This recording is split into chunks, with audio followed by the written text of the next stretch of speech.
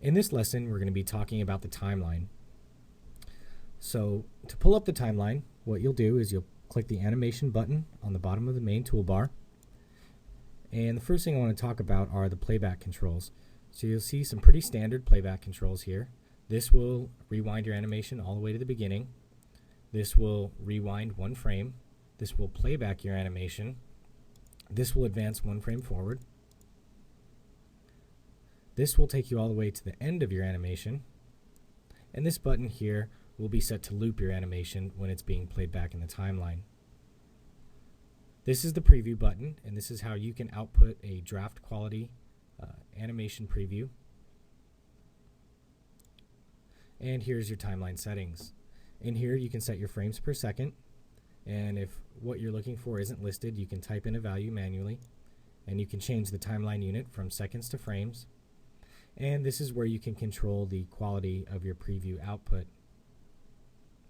So more samples will be higher quality, or you can also do max seconds per frame.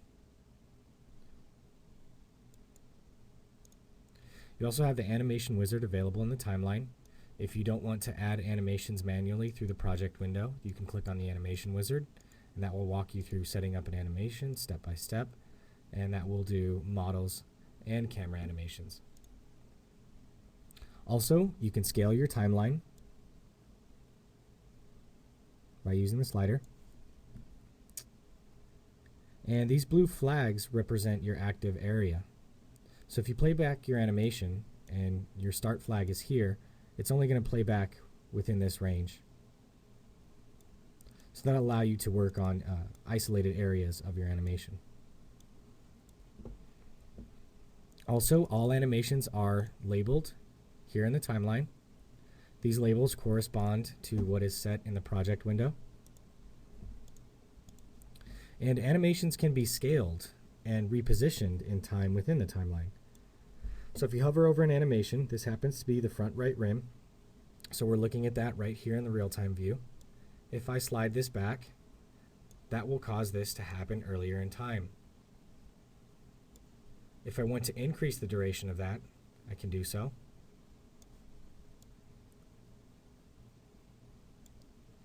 If I want to decrease the duration, so it will happen faster, I can scale it in the other direction.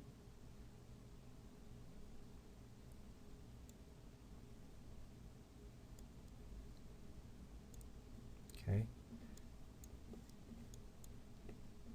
Now also, to help with organization of your scenes and easy manipulation, you can group similar animations into single folders. So for example, we have this front right tire interior, the front right tire, and the front right rim. Now all those animations essentially work together. So what I can do is I can select front right rim, press shift and select front right tire interior, and that's going to select any animations that are in between those two. And I can right click and select add to folder, and we'll call this front right wheel. Okay, and you can see what happened here is it grouped all those into a single folder, and I can expand and collapse that. So that will help from your timeline becoming too cluttered, and also for easy manipulation of groups of animations. So if I want to make this entire animation occur earlier in time, I can group that into a folder and simply move the folder. If I want to increase the duration of that, I can do the same thing, but I only need to apply it to the folder. So instead of having to scale or adjust 3 different animations, all I have to do is adjust one item in the timeline, and all 3 of those are affected.